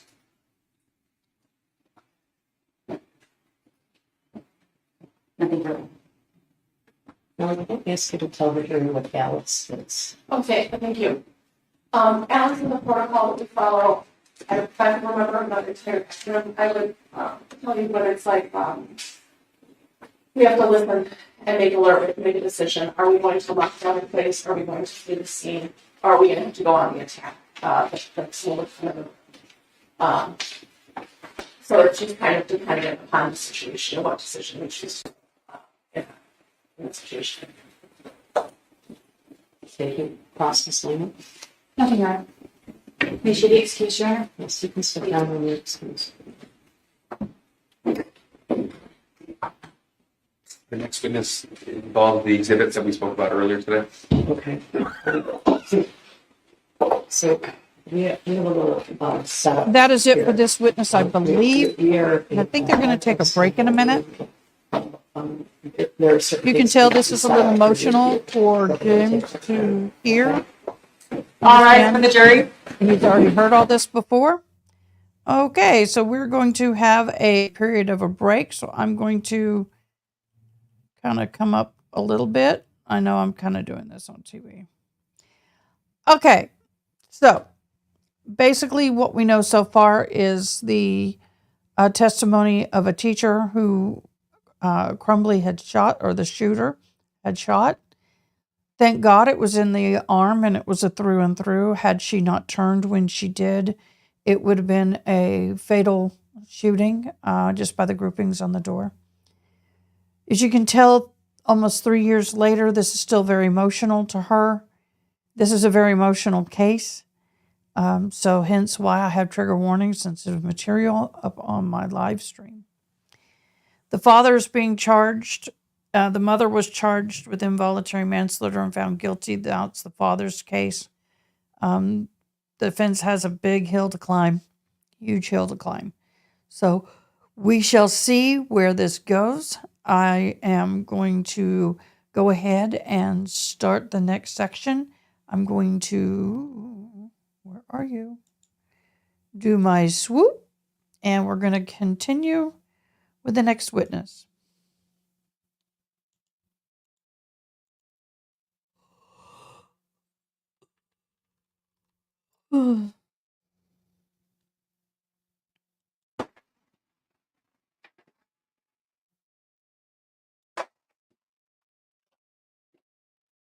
Brian's listening to TV and the volume turned up as well. Now this one is.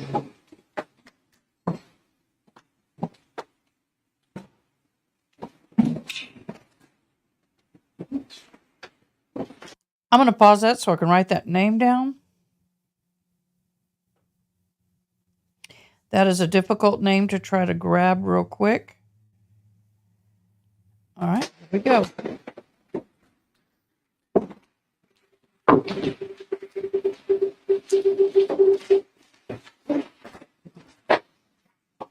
This may be a video deposition, or is it live? I'm not sure. We'll wait and see.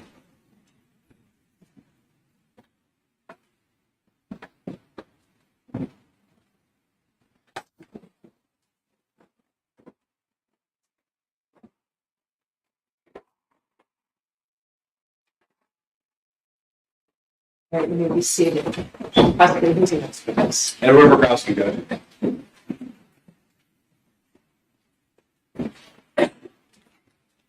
Could you raise your right hand? Do you swear or affirm the testimony about the witness will prove so help you God? Yes, ma'am. All right, you may be seated. And then would you state for the name, your name for the record as well, your first and last name?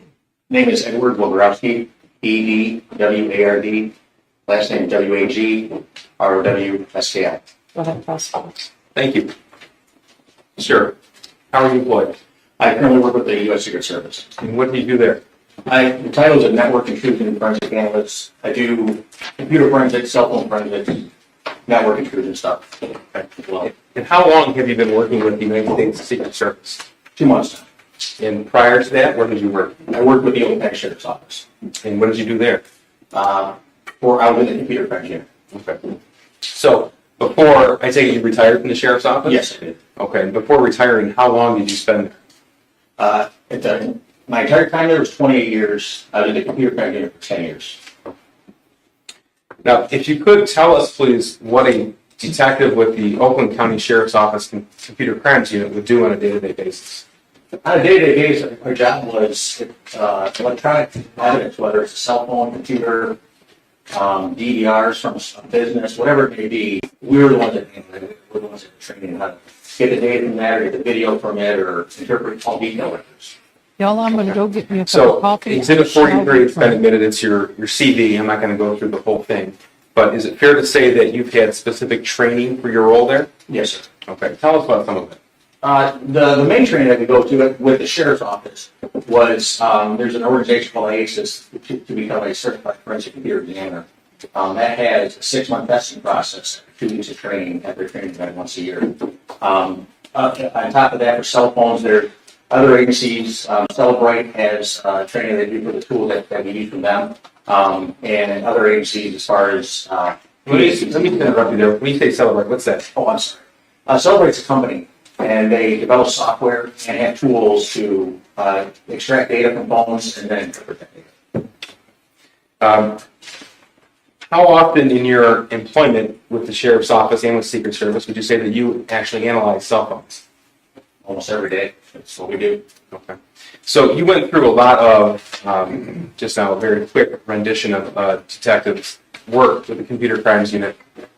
I didn't catch most of that. Can you simplify a little bit of that for me? So we get the data from the phones, and then we have to take that data and put it in a format that an officer in charge of a case, an OIC, is able to look at easily instead of sitting there scrolling through the phone, potentially changing data. We put it in a format, we take it off there, When you say data, what do you mean by data? Everything on the phone, anything. Text messages, call logs, pictures, videos, anything that's on the phone. So the goal as a detective, when you take somebody's phone, I take it that's via search warrant? Via search warrant consent, yes. Okay, so if there's a judicial authority for you to look inside the phone, then what do you do with it? Depending on whether the phone is locked or not, we use methods to obtain the passcodes and then extract the data or the call logs and the messages and all that stuff. And then that's, like I said before, we're putting in a format that is easier to look at. Okay. And what's the overarching goal of a detective in the computer crimes unit? What's the goal to obtain that information for? What you want to obtain is all the evidence, if there is any, for prosecution. You want to make sure you get everything that is possibly on that phone to turn over to either the officer in charge of the case who will turn it over to the prosecutor's office. Okay. So you work at the Secret Service now. Yes. In this field, the specific field, do you work with other agencies as well? Yes, sir.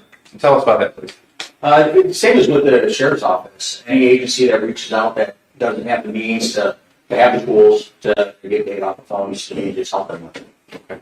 So we started to talk a little bit about your training in computer forensics. Have you been qualified as an expert in the past in this field? Yes, sir. How many times? 14 times. In what areas? Cell phone forensics, computer forensics, and then call detail record analysis. Okay. What's called detailed record analysis? Call detail records are what you get from your carrier. If you have AT&T or T-Mobile, via search warrant, you send it off, search warrant off to the carrier to get information from a specific phone number, what towers they use, where the device might have been, and stuff like that. Okay. You mentioned cell sites. And yeah, cell tower location. What's that mean? The cell tower location is it's an antenna for your phone, sort of like it is for your car. They're all over the place, wherever, probably within a mile of each other, half mile of each other, depending on the population of the area. But it gives us the exact location where the cell tower is. Okay. So in your over 10 years of experience working with the digital extraction of data from cell phones, would you say this field has changed? Yes. Okay. Is your training continuing? Yes, sir, it does. Why is that? Well, just because the information changes, where an app might store information within the program itself, and the little program might change on every update. So we have to know where we can go to find it if the tool can't find it for us. Okay. When you say the tool, what's that mean? To celebrate software, either the physical analyzer software or other methods to get the information off the phone. So then would it be fair to say that as technology has changed and evolved over time, so is the training of computer crime detective? Yes, sir. And is that training continuing? Always.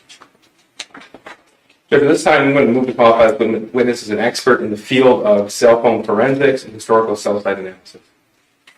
Okay, he said computer forensics, cell phone forensics, car detail analysis. Are those the areas? That's what he's been qualified in the past, called detail records, but in this particular case, he's going to be qualified as an expert in the field of cell phone forensics and historical cell site analysis. Judge. Historical cell phone. Listening. No objection, Your Honor. You may consider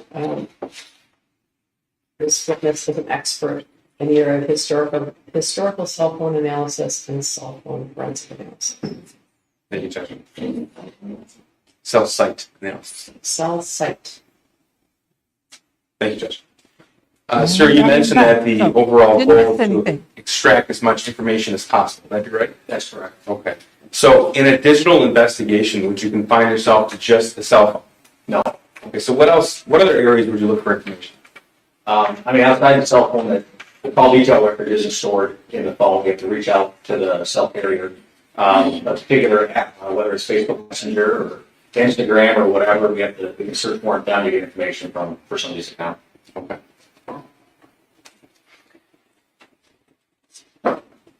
Now, if you could tell the jury a little bit, please, about what a cell phone does that might not be commonly known.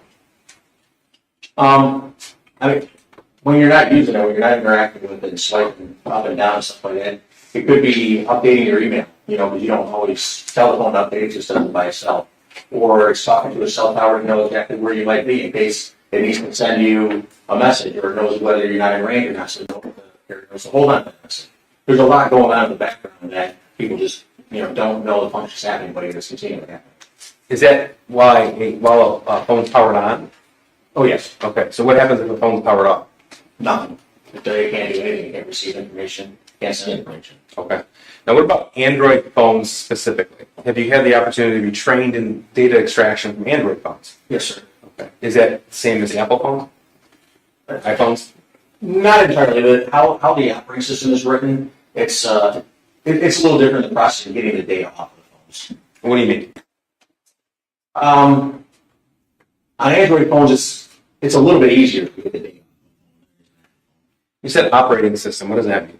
The main function, when you look at the phone, the main screen. Hence another reason to get an iPhone, y'all. That's the Windows An for your iPhone computer, for it, I'm right? sorry. Or iOS for your Mac or whatever. The operating system is the base of that phone, whether it's Android or an Apple that uses iOS, an Apple phone. That's the main thing that makes the phone function. Okay, and I think you said that Android operates differently than Apple? Yes, it does. Okay, can you explain that to me again, please? It operates a little different on how it stores data, how it retains that data, whether it's a file-based encryption, whether it's even encrypted at all, depending on the phone that you have that manufactured that phone, and where it stores that data. Now, are you able to obtain someone's locations based upon the device? You can, yes. Tell me how that works. The phone's always looking where you are. I was just talking with the tower tells the phone where it's at. For advertising purposes, let's say Google, for example. They put those little cookies on your phone so it knows where you're at all the time, right? And it knows that you like going to Burger King. So every time your phone knows that it's near Burger King because the map app is being used, it's going to tell you there's a Burger King nearby. It'll pop up in your Facebook message feed or whatever. So that's, Yeah. Right, cookies, what's that? Meaning there's Those are nowhere to hide little- anymore. Unless you're little going to trackers, turn I guess, to make completely sense. off. It's a little tracker. You're- It's there's nowhere to embedded, Whatever, however the phone interacts with either the internet or an application, it's a little nugget that just sits on your phone, waiting to be activated to tell either Google where you're at, Apple where you're at, and to give the user a better experience with their phone. So, if I'm on my phone and looking at a website, for example, and I get that little bar at the bottom that says this website uses cookies, accept or yes or no. Yep. So if I either hit yes or I close out of that box, then it's tracking my phone. If you hit yes, correct. Okay. What if I hit no? What happens? Then the cookies, they're not installed because you're not giving permission for them to be, loaded up your phone, not installed, loaded. Don't accept So in order cookies. for me to look at the website, for example, though, I On have your to phone. hit yes. Not necessarily. You Okay. can send me real cookies. So but this is I don't something ever that accept as an cookies on my investigator in this electronic field, you're device. able to use to help understand the location of But the the device. GPS is still going to track Correct, it. yes. Okay, then tell me how that works. The towers are still going to track it. Well, like I said, one of the main things that we use is what's called location services. I'm sorry. Location services is what tracks where your phone is within either an Apple or an Android phone. Google stores that data, again, because it sells that data to Burger King. Turn or off your location wherever that you privacy. might want to, whatever you're interested in. And it keeps track of where you have been, where you like to go to use that information in the future. Okay. So I want to talk about specific to this case. I want to talk about some of the evidence that you reviewed in this case. First of all, were cell phones seized in the course of this investigation? Yes, it was. Okay. And you were the individual, you and members of your team had the opportunity to review those cell phones? That's correct. What about information from social media? Yes, we did. Now, regarding the cell phones, I'm going to summarize this, and I want you to tell me if this is accurate, okay? So, source of electronic information from the shooter, the Android phone, T-Mobile phone, last four digits, 1551. That's right? Yes, sir. Okay. A Facebook account and an Correct. Instagram account. Correct. Okay. Now, regarding Jennifer Crumbly, there were 3 cell phone seized. Is that right? Correct. Okay. So we have 2 from T-Mobile with the same identical phone number. Is that right? Okay. A TCL A509DL we refer to as a burner phone. What does that mean? Burner phone is what we refer to. It's a phone that you can go to Walmart in the electronics section where they sell their TVs or anything, CVS or writing, and just buy it in the Burner packaging. phones are the ones that you can put in the cards that There's you. really no I'm going to make this real simple. Burner phones are ones that you can buy and you can pay monthly for the plan. And then they're cheap. You can just throw them away. You can remove the SIM card and put another plan card in. It's not a phone that you purchase like directly from Apple that you pay on a monthly plan that is easily a lot more trackable. Burner phones, you can also get a burner number through Google. So this burner phone is going to be an important part of this case. Account gets needed to get it up and going. You just activate the phone by putting money towards the account. Okay. A Facebook account, jehn.crumbly.7. And includes the messenger functions. What do you mean by that? So Facebook Messenger and Facebook, separate. It's two separate platforms. But you can search more on Facebook for Messenger information, or you just search more for Messenger information. Okay. And then we have certain emails account from Gmail and Yahoo. Correct. All right. And then Instagram account, JEHNC78. Correct. Okay. So regarding James Crumbly, again, 3 phones were seized, 2 of which were T-Mobile phones with the same phone number, and the third being the TCL A509DL burner phone. Correct. Okay. 1 Instagram account, JamesR.Crumbly. 1 Facebook account, which included the messenger function, James R. Crumbly. And Yahoo, Gmail, Charter Communications email accounts. Correct. Okay. And then DoorDash search warrant for James Crumbly. So was the search warrant issued to DoorDash? Yes, it was. Okay. And was information received? Yes, it was. Okay. So we spoke about that very briefly early. A search warrant is when a judge or magistrate authorizes a document to a social media provider or a company, for example, and information is returned. Correct. Okay. And so what happens when you get that return? Sometimes it's in an easy format. It's just a simple Excel spreadsheet. Other times it's multiple Excel spreadsheets that you have to compare different parts of that 2 spreadsheets to come up with the information. Okay.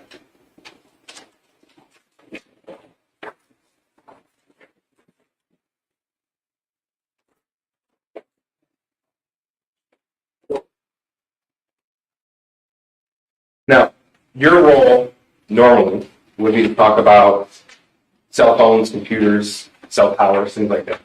Correct. So, with your permission, I'd like to talk to you about November the 30th, 2021.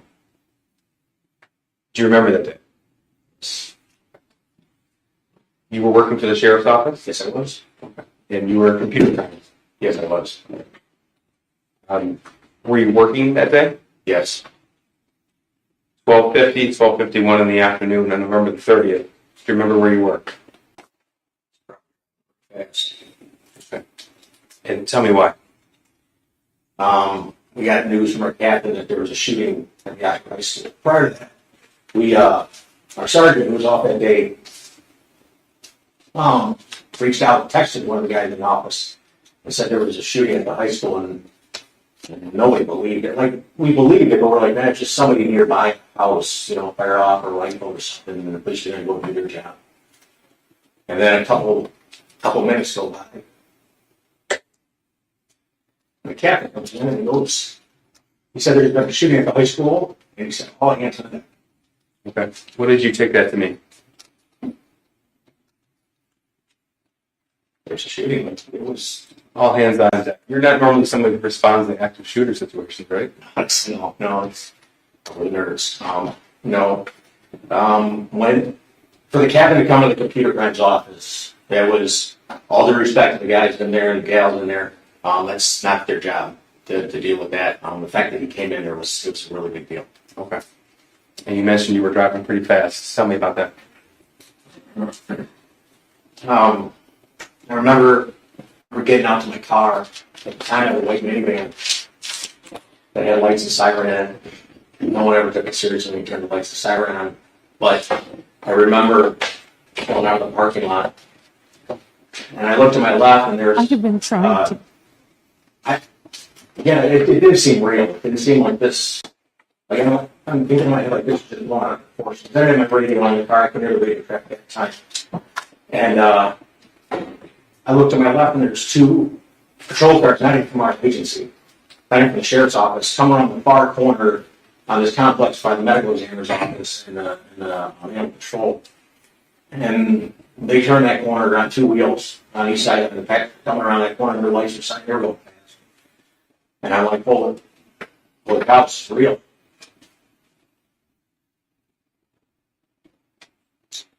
So then I turned my lights on because I just thought we'd get there and do what computer crunch does, you know? We would do our thing. And I turned my lights on, the siren,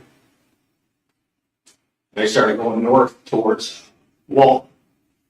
Telegraph runs up the Wall and then cuts over to M20, US 24. Telegraph cuts up the Wall and it goes over to M24. And I had no idea where the heck I was going. I've been in Oxford for half a second driving through. And I thought, well, really when I get there, I'll just follow the crowd because it's going to be big. And going north on 24, and I see one of the SWAT vehicles going across the bridge from 75 down to 24. And the light was red for me. I thought, well, I'm going to have to slow down. Like, there's cars coming down the ramp. I remember getting closer and closer thinking, how come nobody's going? Like, my light's red, this cross traffic should be going. Like, as a police officer, obviously, when you run a red light, it's extremely dangerous. You don't do it haphazardly. And I'm approaching this light thinking, I have to slow down. And as I get to the light, I look over and there's a patrol car just sitting. I don't know what agency they work for. And so I go to that intersection, and then I see them join up behind me, and then I see two other patrol cars from another agency coming up behind me. I remember, I don't know if it was Brown Road or what the next major crossroad up the hill there. I remember that light was red, and there were cars stopped in both lanes, and I thought to myself, I'm going to have to go on the shoulder. And so I'm looking at the shoulder thinking, it's part dirt. It's a small shoulder, but asphalt and dirt. My small tires on the minivan, it's not going to handle well, but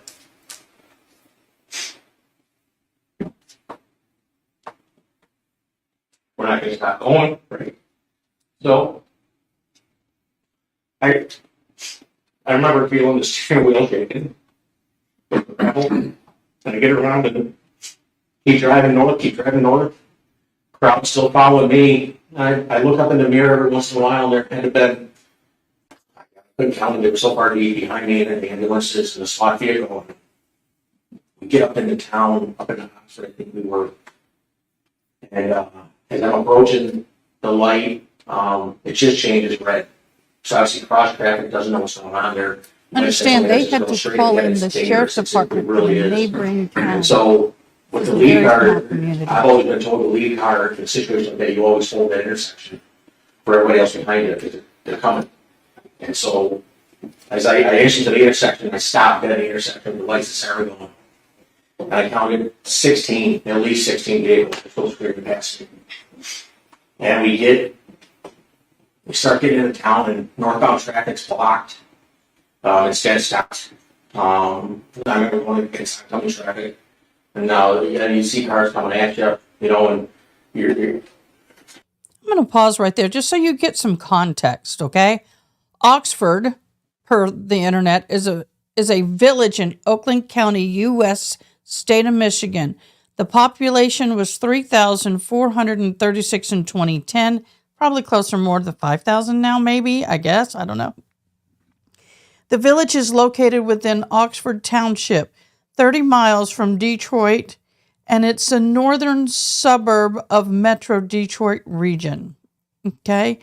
So this is a small community. So they had to call in extra help, just so you have an understanding of why people are coming in from out of the village, as they call it. the whole way there, all I could hear on the radio was staging area on Ray Road in Meyer. So I kept on getting so much radio traffic. I heard bits and pieces about the thing, but that like really stuck in my head. And so we're just driving north, and finally I just see a Meyer, and I'm like, okay, well, we gotta be far enough north. This is where I gotta go. And so I pull up on the Ray Road, and I meet up with other deputies in the area. Okay. If you could describe to us what you saw when you arrived at that Meyer.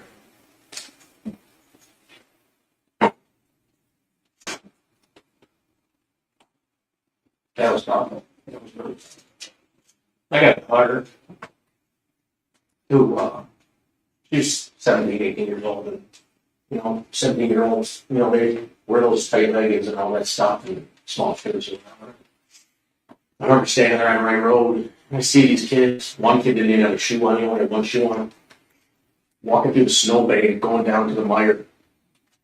And I see these girls dressed like my daughter. And it was cold that day. I had 2 coats on, and I was shaking, I was shivering, it was so cold. I remember offering one of our lieutenants that I needed a hat coat. I offered one of my coats because it was so cold. He didn't take it. But you just saw these kids just coming down from where the school was. Like, it's hard to describe. They look like zombies. Like, they had no facial expression, nothing. So they were kids. There were their parents at the mire too. I'm at the garden center. But the crowd was heading that way, and it was chaos. It really was. I really didn't know what to do once I got there. I didn't know what the school was, even though it was just up the street. So everybody was walking the garden center, so I started going that way. And at first, we were told to start getting people to sign their name into notebooks. We were just grabbing them off the shelf in the mire and boxes of pens and stuff, and just write their names in the notebooks for whatever. I don't know why they needed that. So I'm trying to walk around and get this information from people.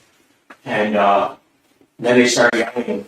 Someone started yelling, get everybody inside, get everybody inside. So I go back outside to try to usher people in. And I remember just seeing, like, kids just standing there. And you put your arm on them.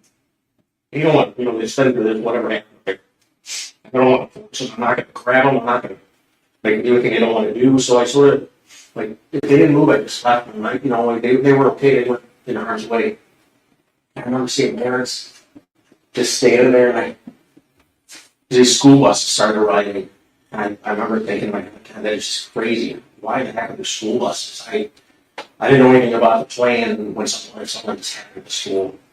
And so, and I just see the parents, like,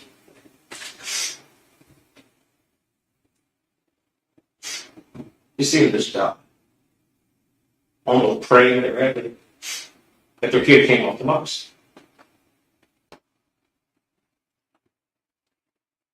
After you helped with the names and the notebooks, did you go to school? Yes, I did. And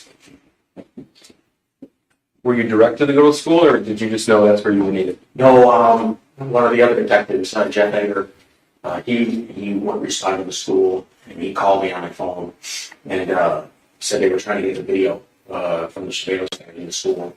And at the time, I was a little more versed in that side of the job. And so he just wanted me to help. Okay. So tell me about, you arrived at the school. Where did you initially go? I went to what would be the north side of the school. There's a big circle drive there, and it's the side that, like, the main office is on of the school. And again, there were patrol cars everywhere. We're driving up over the sidewalk, thinking, I remember the stuff I remember, like the sidewalk being so high, I thought I was going to rip them off. I don't know why I thought about that. And I go up over the sidewalk, and I just stopped my car because that's what it seemed like everybody was doing. And I walk in the door. One of our sergeants is standing there, providing security just for that door so people aren't coming in. They shouldn't be coming in or whatever. And I asked them where the security office was, because that's where the detective told me he was. And pointed me to the office, and people eventually pointed me back to the security office. Okay. And who did you encounter when you went there? As I walked in, I remember seeing the security officer, Jim Rourke, was in there. Deputy Jason Lewert was there. I didn't know him at the time. ATF agent Brett Brandon was in the room right here behind me. And Lieutenant Marsban was in the room. And you said at that point you were called over to help with the security footage. That's correct. Okay, so tell me what your role was at that time. Obviously, the bosses don't want to know what happened. We're concerned all the all that information, and I wasn't given any direction, we weren't given direction, we just had to figure out when it started, where it started, how it started, as much as we can, because they're gonna wanna know that information. And so we just started reviewing video footage. At that point in time, was the high school still being cleared? Yes, it was.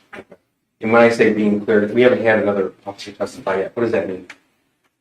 To clear something, you're going to look for more backups. You're going to look for maybe bond that might have been placed, someone hiding in a room because they know the police are there, they're checking every room, every closet, everything in a high school, going door by door, checking it all. So tell me how it is that you went about your job, that you were called there to do that thing. Jim Moore, like I said, he was a head of security. They had a system where you didn't actually interact with the DER system itself. You interacted through a portal, a web page, to access the server where the video was stored at. And thank goodness, he was very well versed in that. So I knew, the goal was, you got to figure this out. I don't know what's going on here. So Jim and I sat there, went to the hallway that started, and tried to determine at what time the shooter went in there. So how many cameras approximately did Oxford High School have equipped for surveillance footage? Well, I released 100 cameras. Okay. And it was your responsibility to review that footage? Yes, it was. Judge, this might be time for a natural break. Oh, all right. Well, the jury's lunch is here. So, that is probably work. I'm not sure if I call you sergeant, detective, lieutenant, mister, AU, none of those? Okay, all right. You should not discuss your testimony because you're serving this witness. Please don't discuss your testimony with anyone. All right, so you can step down. If I give you until 1:15, is that okay? Yeah? Okay, those who ordered lunches, your lunches are here, all right? Do not discuss the case with anyone, don't text anyone, right? Okay. All right.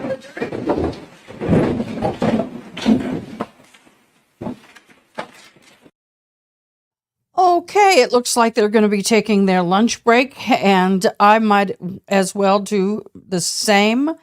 This is just I know it seems slow moving and it can be a little bit boring, but this is laying the groundwork. This is exactly what they need to do.